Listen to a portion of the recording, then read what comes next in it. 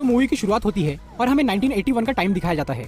यहाँ इंडिया की prime minister एक आदमी का डेथ वारंट साइन करती है, ये बोलकर कि वो बहुत खतरनाक क्रिमिनल है और किसी को भी उसके बारे में कभी पता नहीं चलना चाहिए। यहाँ बात हो रही है मूवी के मेन हीरो की, जिसका नाम है रॉकी। इसके बाद हमें सीधा 2018 का टाइम दिखाया जाता है। यहाँ पर फेमस जर्नलिस्ट आनंद इंगलगी एक बुक पब्लिश करते हैं जिसमें वो रॉकी की पूरी जिंदगी के बारे में लिखते हैं। गवर्नमेंट उस बुक को बैन कर देती है और उसकी सभी कॉपीज इसको जला दिया जाता है। उस बुक की एक आखिरी कॉपी किसी तरह से एक न्यूज चैनल वालों के हाथ लगती है। वो न्यूज चैनल वाले आनंद इंगलगी का इंटरव्यू लेते हैं, ये जानने के लिए कि उनकी बुक में कितनी सच्चाई है। उस बुक का नाम है एल डोराडो, जिसका मतलब है खोया हुआ सोने का शहर। आनंद इंगलगी खुद उस किताब की कहानी बताना शुरू करते हैं। बात है 1951 की। कर्नाटक के कोलार डिस्ट्रिक्ट में एक कुएं की खुदाई के दौरान किसानों को कुछ अजीब से पत्थर मिलते हैं। फिर उस जगह की इन्वेस्टिगेशन करने के लिए कुछ गवर्नमेंट ऑफिसर्स आते हैं। उनके साथ सूर्यवर्धन भी था, जो कि वहीं का रहने वाला एक पावरफुल आदमी था। जब ये बात पक्की हो गई कि वो पत्थर सोने के हैं, तब सूर्यवर्धन ने सभी गवर्नमेंट ऑफिसर्स को मार डाला ताकि ये खबर बाहर न जाए। जिस दिन ये घटना हुई उसी दिन पास के एक गांव में एक बच्चे का जन्म होता है, जो कि मूवी का मेन हीरो बनने वाला है, जिसके बारे में हम आगे बात करेंगे।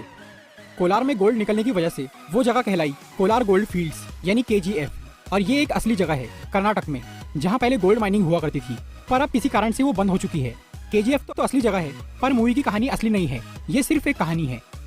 सूर्यवर्धन ने उस जगह को गवर्नमेंट से 99 सालों के लिए लीज पर ले लिया और उसने वहाँ नराची नाम की एक कंपनी बनाई और सबको ऐसा दिखाया कि ये एक लाइमस्टोन माइन है, यानी चूने के पत्थर की खदान। सूर्यवर्धन कई सारे लोगों को नराची में लाकर जबरदस्ती माइनिंग करवाता था। इस कंपनी को अच्छी तरह मैनेज करने के लिए उसने 5 पार्टनर बनाए, जो कि है कमल, एंड्रयूज, राजेंद्र देसाई, गुरु पांडियन और सूर्यवर्धन का भाई अधीरा। अधीरा को छोड़ के बाकी चारों पार्टनर KGF से बाहर दूसरे शहरों में रहकर बिजनेस संभालते थे। उनका ये गोल्ड स्मगलिंग का बिजनेस काफी जोरों पर चल रहा था। लेकिन 1978 में सूर्यवर्धन को हार्ट अटैक आया और उसकी तबीयत बहुत खराब हो गई, जिसके बाद कंपनी के सभी पार्टनर्स KGF पर कब्जा करने की सोचने लगे।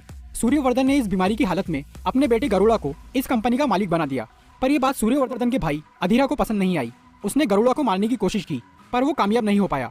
लेकिन गरुड़ा अधीरा को मारने में कामयाब हो गया। अब गरुड़ा इस साम्राज्य पर राज करने लगा। वो बहुत जालिम था, इसीलिए सभी पार्टनर्स उससे नफरत करते थे। ये सब तो ही बाकी कैरेक्टर्स की बात। अब बात करते हैं मूवी के मेन कैरेक्टर यानी रॉकी के बारे में। रॉकी का असली नाम था राजा कृष्णप्पा बेरिया। उसकी माँ एक विधवा और बहुत गरीब औरत थी। जब राजा 10 साल का था तब उसकी माँ बीमारी से मर गई, लेकिन मरने से पहले उसने अपने बेटे से एक वचन लिया था कि उसे बड़ा होकर बहुत ताकतवर और अमीर आदमी बनना होगा, ताकि वो खुद भी अच्छी तरह जी सके और दूसरों की भी मदद कर सके। इस वादे को पूरा करने के लिए राजा मुंबई चला गया और उसने अपना एक नया नाम रखा, रॉकी। वहाँ उसने अपनी हिम्मत से डॉन शेट्टी का दिल जीत लिया और उसके लिए काम करने लगा। धीरे धीरे रॉकी काफी ताकतवर बन गया। वो अच्छों के लिए बहुत अच्छा था और बुरों के लिए बहुत बुरा। वो डॉन शेट्टी का खास आदमी बन गया और मुंबई में गोल्ड स्मगलिंग का पूरा काम संभालने लगा। रॉकी दूर दूर तक बहुत फेमस हो गया था। 1978 में शेट्टी का बॉस एंड्रयूज, जो कि KGF के पार्टनर्स में से एक है, वो रॉकी को एक काम सौंपता है। काम पूरा करने के बदले में वो रॉकी को पूरी मुंबई ऑफर करता है। इस काम के लिए रॉकी को बैंगलोर जाना पड़ता है। बैंगलोर में राजेंद्र देसाई, जो कि KGF का एक और पार्टनर, रॉकी को बोलता है कि उसे गरुड़ा को मारना होगा। सभी पार्टनर्स एक प्लान बनाकर गरुड़ा को बैंगलोर बुलवाते हैं, लेकिन गरुड़ा इस चाल के बारे में पहले से ही जानता था, इसीलिए वो पूरी तैयारी के साथ आया था। अगर गरुड़ा चाहता तो वो अपने सभी दुश्मनों को आसानी से मार सकता था, लेकिन उसने एक कसम खाई थी कि अपने पिता के जिंदा रहने तक वो किसी भी पार्टनर को नहीं मारेगा। इसीलिए वो बिना किसी को नुकसान पहुंचाए वापस चला गया। उसके जाने के बाद सभी पार्टनर्स के पैरों तले जमीन खिसक गई, क्योंकि उन्होंने शेर की पूंछ पर पैर रख दिया था। लेकिन रॉकी ये फैसला करता है कि वो गरुड़ा को उसी के घर में जाकर मारेगा। सभी पार्टनर्स इस नए प्लान पर काम करना शुरू करते हैं। वो एक अंदर के आदमी के जरिए KGF की कुछ खुफिया जानकारी रॉकी को देते हैं। नराची में काम करवाने के लिए बहुत से लोगों को जबरदस्ती उठाकर लाया जाता था। ऐसे ही जब गरुड़ा के आदमी एक गांव में लोगों को उठाने के लिए गए, तब रॉकी वहां पहुंच गया और वो उन गांव के लोगों में शामिल होकर नराची में घुस गया। वहां जाने के बाद उसे समझ में आता है कि वो जगह कितनी खतरनाक है। वहां लगभग 20,000 लोगों को बंदी बनाकर रखा गया था। हर किसी से 12 घंटे काम कराया जाता और कमजोर लोगों को मार दिया जाता। वहाँ के गार्ड्स बहुत खतरनाक थे। नियम तोड़ने वालों को वो तुरंत ही गोली मार देते थे। नराची में माइनिंग एरिया से थोड़ी दूर पर गरुड़ा का महल था, जहाँ उसके पिता और भाई उसके साथ में रहते थे।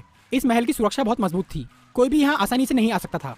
रॉकी ने वहाँ पर रहकर पूरी जगह का अच्छी तरह मुआयना कर लिया था। उसने गरुड़ा के महल तक पहुँचने का रास्ता भी ढूंढ लिया था। अब बस वो सही मौके की तलाश में था। वहाँ रहते रहते रॉकी ने कई लोगों को बुरी तरह मरते हुए देखा।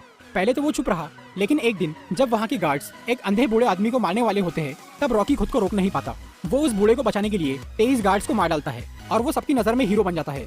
रॉकी उन 23 गार्ड्स की लाशों को जलाकर अपने लोगों को एक सिग्नल भेजता है कि अब वो पूरी तरह तैयार है। और तब एक बड़ा राज सामने आता है कि सूर्यवर्धन का दूसरा बेटा विराट अपने भाई गरुड़ा को मारने के प्लान में शामिल है।